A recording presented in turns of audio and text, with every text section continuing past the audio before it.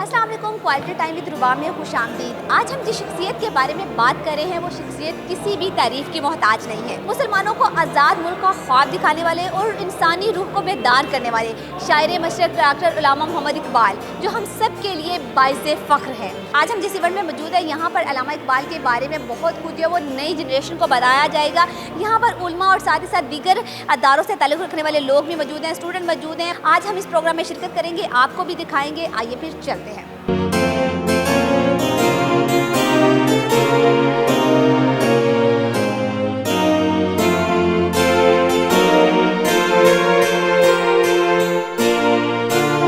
हमारे साथ इस वक्त जो है नज़रिया पाकिस्तान फोरम के जो है कुछ लोग मौजूद हैं, उनसे हम जानते हैं और आज के इस दिन के हवाले से क्या कहते हैं वो। जी सर बताइएगा, बहुत अच्छा दिन है, मतलब अल्लामा इकबाल हमारे लिए बहुत काबिल एहतराम जो है वो हस्ती हैं, तो उनके हवाले से आज क्या कहते हैं। बिस्मिल्लाहिर्रहमानिर्रहीम। मियाँ अब्दुल वहीद, सदर नज़रिया पाकिस्तान फोरम फैसलाबाद का। तो मैं आवाम के और आपके इल्म में लाना चाहता हूँ कि ये नज़रिया पाकिस्तान का जो हाल है, ये तकरीबन 12 साल से अपना काम कर रहा है। तो खराज अकीदत पेश करूँगा डॉक्टर मजीद निज़ामी मरहूम को, जिन्होंने सोई हुई कौम को जगाया। न्यू जनरेशन जो भूल गई थी कि नज़रिया पाकिस्तान क्या है।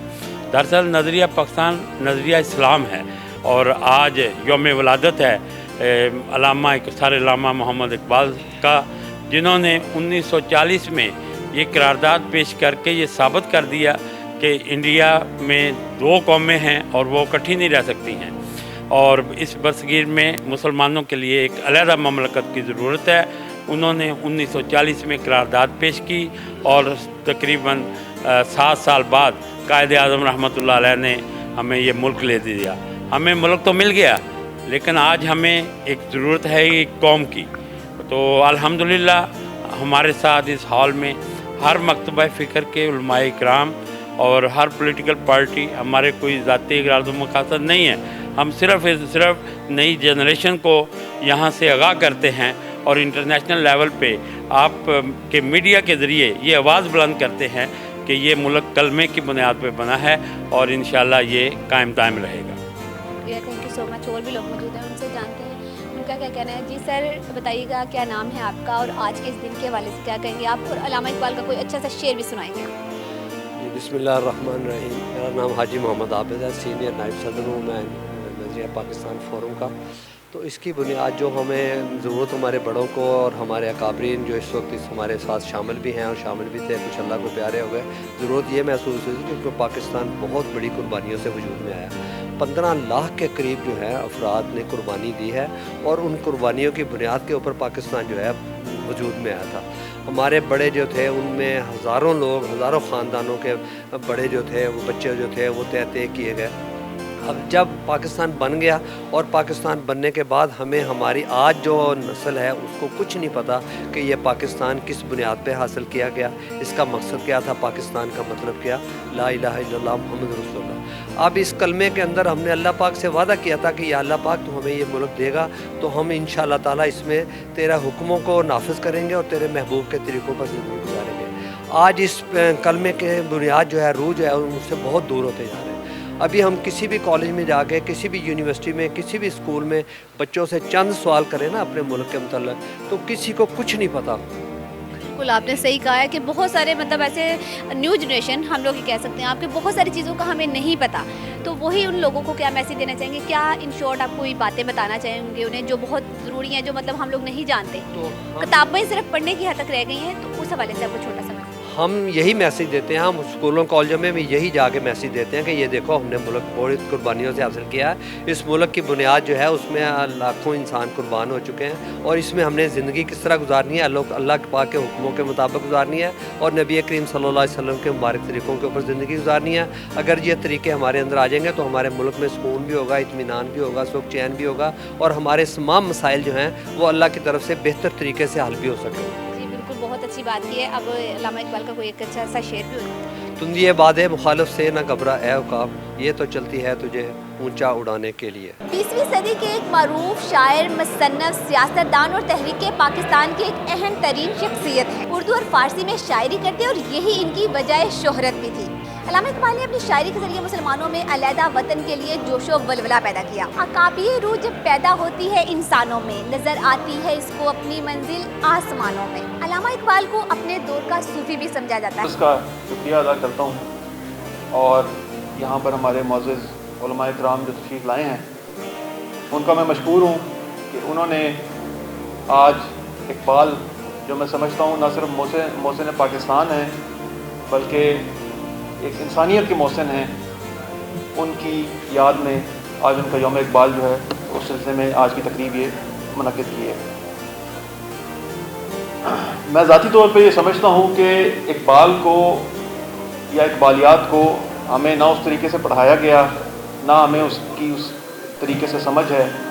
اقبال کو صرف ہم ایک شاعر بلکہ شاعر مشرق کہہ کے مقید کر دیتے ہیں، حالانکہ اقبال کو اس مشرق سے زیادہ مغرب میں پذیرائی ملی. ایران آپ دیکھیں، وہاں پر ایک باقاعدہ انہوں نے فرضی ایک آپ کا مقبرہ بنایا ہوا ہے. روم میں آپ جائیں، ٹرکی میں مولانا روم کے پاس وہاں ایک انہوں نے اسی طریقے سے انہوں نے اقبال کا مونیومنٹ بنایا ہوا ہے.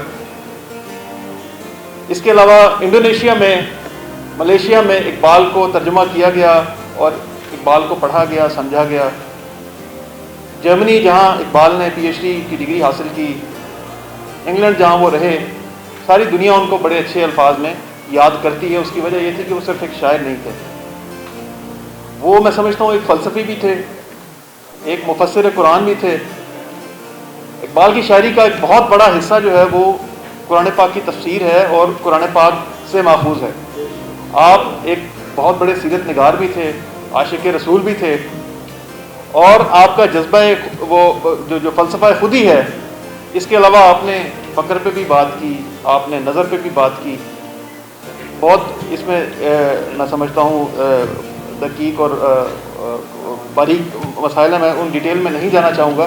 اقبال سے ایک دفعہ کسی نے پوچھا کہ آپ کا فلسفہ خودی جو ہے اس کے بارے میں کہا جاتا ہے کہ وہ ایک ان کے ٹیچر سے نیٹشے، فلاسفر نیٹشے کے بارے میں کہتے ہیں کہ اس نے، وہ ایتھیسٹ تھا، تو اس نے وہاں فرانس کی دیواروں پہ لکھ دیا گاڈ از ڈیڈ، اور نیچے لکھا نیٹشے. تو کچھ عرصے بعد نیٹشے کی اپنی ڈیتھ ہو گئی، تو وہیں کے لوگوں نے اس جملے کو چینج کر کے لکھ دیا نیٹشے از ڈیڈ اور نیچے گاڈ. بہرحال وہ ایک بڑا فلاسفر تھا. تو کسی نے اقبال سے پوچھا کہ یہ آپ نے فلسفہ جو ہے یہ کہاں سے لیا؟ تو علامہ اقبال نے فرمایا کہ آپ کل تشریف لائیے گا. اگلے دن آئے، قرآن پاک منگوایا، اور ایک آیت اس میں سے سورہ حشر کی، وَلَا تَكُونُوا كَالَّذِينَ نَسُوا اللَّهَ فَأَنسَاهُمْ أَنفُسَهُمْ. یہ اقبال کا فلسفہ خودی ہے کہ وہ لوگ ان میں سے نہ ہو جانا جنہوں نے اللہ کو بھلایا تو وہ اپنے آپ کو بھلا گئے.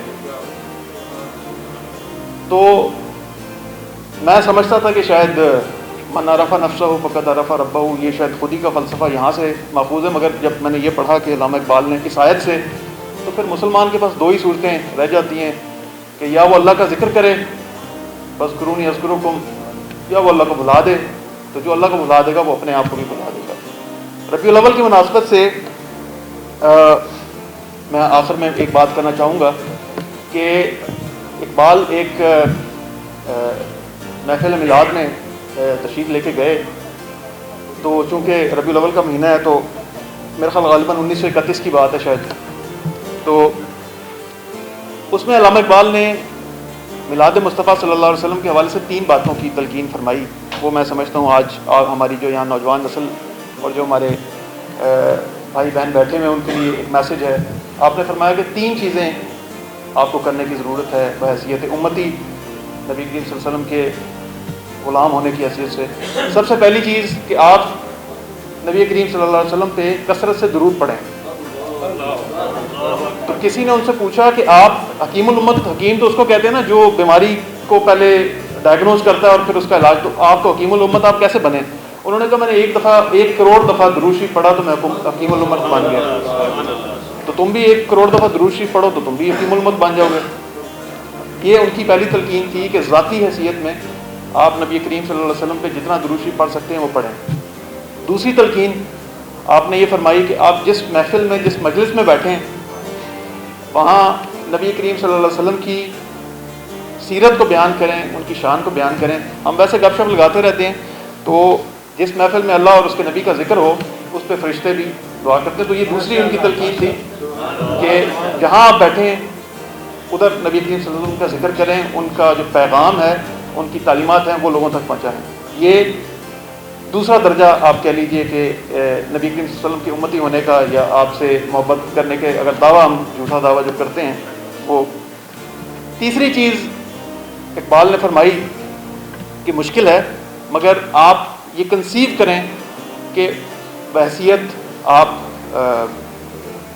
اولاد کے یا والد کے یا کوئی کاروباری شخصیت ہونے کے یا کہیں استاد کے یا کہیں نوکری کرتے ہیں، کہ اگر آج اس جگہ پہ نبی کریم صلی اللہ علیہ وسلم ہوتے تو وہ کیسے ایکٹ کرتے یا کیسے ری ایکٹ کرتے۔ یہ کنسیو کریں کہ اس سچویشن میں، جس سچویشن میں اس وقت ہوں، یہاں اگر نبی کریم صلی اللہ علیہ وسلم ہوتے تو کیا کرتے۔ تو میں سمجھتا ہوں کہ یہ تین باتیں آج اگر ہم اپنا لیں تو جو اقبال کا فلسفہ ہے اور جو اس بابرکت مہینے کی جو میں سمجھتا ہوں نسبت سے یہ پروگرام ہوا ہے، تو ان کا پیغام کسی حد تک آپ تک پہنچ جائے گا۔ میں تمام آرگنائزرز کا ایک دفعہ شکریہ ادا کرتا ہوں اور میں دعا کرتا ہوں کہ پاکستان جس کا مطلب لا الہ الا اللہ تھا، ایک نظریاتی اسٹیٹ تھی، اللہ تعالیٰ اس کو مزید ترقی اور استحکام نصیب فرمائے۔ Thank you. جی سر، بتائیے گا یوم ولادت اقبال منایا جا رہا ہے، اقبال ڈے، مطلب اسکولوں کالجوں میں آج دنیا بھر میں بہت طریقے سے اچھے طریقے سے اس کو منایا جا رہا ہے، آپ اس دن کے حوالے سے نیو جنریشن کو کیا میسیج دیں گے؟ علامہ اقبال رحمۃ اللہ علیہ ہمارے قومی شاعر ہیں، نہ صرف ہمارے بارے پوری دنیا میں جتنے بھی مسلمان ہیں اور خاص طور جتنے بھی محکوم لوگ ہیں ان سب کے وہ ترجمان ہیں۔ اور علامہ اقبال کے لیے آج کے دن کا جو سب سے اچھا پیغام ہے وہ انہی کی زبان میں کہ قوت عشق سے ہر پست کو بالا کر دے، دہر میں اس میں محمد سے اجالا کر دے۔ آج علامہ اقبال رحمۃ اللہ علیہ کا یوم ولادت ہے، اور علامہ اقبال رحمۃ اللہ علیہ ایک ہمگیر شخصیت۔ کچھ لوگ ایسے ہوتے ہیں تاریخ انسانیت میں کہ وہ اس طرح کی انسانیت کی خدمت کر جاتے ہیں، ایسی خدمات سر انجام دے جاتے ہیں کہ جو صدیوں تک یاد رکھے جاتے ہیں۔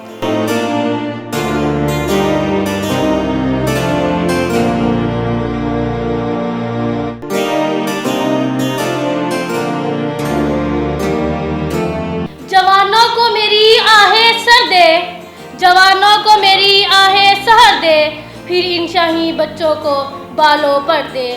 خدایا آرزو میری یہی ہے، خدایا آرزو میری یہی ہے، میرا نور بصیرت عام کر دے۔ اس جہان رنگ و بو میں ایسی شخصیات بھی آئیں جو آسمان شہرت پر آفتاب و مہتاب بن کر چمکی اور شہرت دواں پا کر رخصت ہوئی۔ انہی شخصیات میں سے ایک کو ہم علامہ اقبال کے نام سے جانتے ہیں۔ حکیم الامت علامہ اقبال نے اپنی شاعری اور ایمان افروز پیغامات سے مسلمانان ہند کو بالخصوص اور مسلمانان عالم کو بالعموم خواب غفلت سے جگا کر تصور پاکستان پیش کیا۔ تخلیق الارض پاکستان دراصل انہی کی فکری کافشوں کا نتیجہ ہے۔ علامہ اقبال 9 نومبر 1877 کو۔ محترم قائدین، مہمانان گرامی، عزیز طلباء و طالبات، آج ہماری بڑی خوش قسمتی ہے کہ ہم اس ہستی کا یوم ولادت منا رہے ہیں جس نے نہ صرف بر صغیر کے مسلمانوں کو بلکہ پوری دنیا کے مسلمانوں کو اس مقصد وحید سے آگاہ کیا جس مقصد کے لیے اللہ رب العزت نے انسان کو پیدا کیا اور یہ ساری کائنات بنائی۔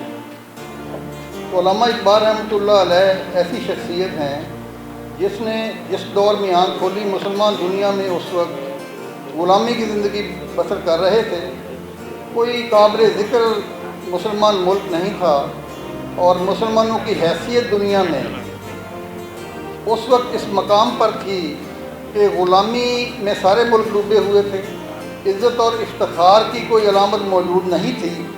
تو علامہ اقبال نے اس دور میں یورپ میں جا کر تعلیم حاصل کی، نہ صرف لا میں دنیا کی سب سے بڑی ڈگری حاصل کی بلکہ اس دور میں پی ایچ ڈی بھی کر لی۔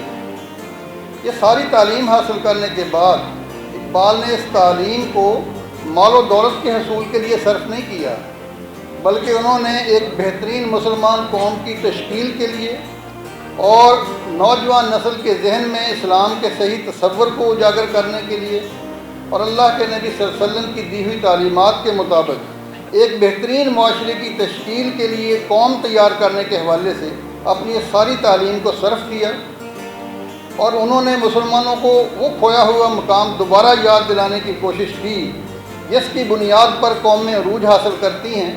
ان کے ذہن میں تصور وہی تھا کہ جب اللہ کے نبی صلی اللہ علیہ وسلم نے اپنی دعوت کا آغاز کیا مکہ میں تو بڑے بڑے سرداروں نے تو مخالفت کی تھی، غلام اور کم حیثیت کے لوگ زیادہ بڑی تعداد میں آپ کے ساتھ شامل ہوئے تھے، لیکن اقبال وہی یاد دلاتے ہیں قوم کو کہ وہ ایک وقت تھا کہ آپ کے ساتھی کمزور تھے اور بڑے بڑے سردار ان پر ظلم ڈھایا کرتے تھے۔ پھر جب آپ نے ہجرت کر کے آپ مدینہ تشریف لے گئے تو اقبال کہتے ہیں کہ 8 سال کے عرصے میں ایک ایسی قوم تشکیل پائی کہ جو صرف 8 سال کے بعد وہی کمزور اور غلام اور بے کس جو اللہ کے نبی صلی اللہ علیہ وسلم پر ایمان لانے والے تھے وہ مکہ میں فاتحانہ داخل ہو رہے تھے۔ بڑے بڑے سردار ان کے سامنے نظریں جھکائے کھڑے تھے، ان سے معافی کے خواستگار تھے۔ یہ مقام اقبال یاد دلاتے ہیں کہ کیسے حاصل ہو گیا۔ مکہ کے وہ کمزور لوگ جنہوں نے کبھی تصور بھی نہیں کیا تھا کہ وہ کبھی اقتدار حاصل کر سکیں گے، بلکہ عرب تو ہمیشہ غلام رہے تھے، کبھی رومیوں کے کبھی ایرانیوں کے۔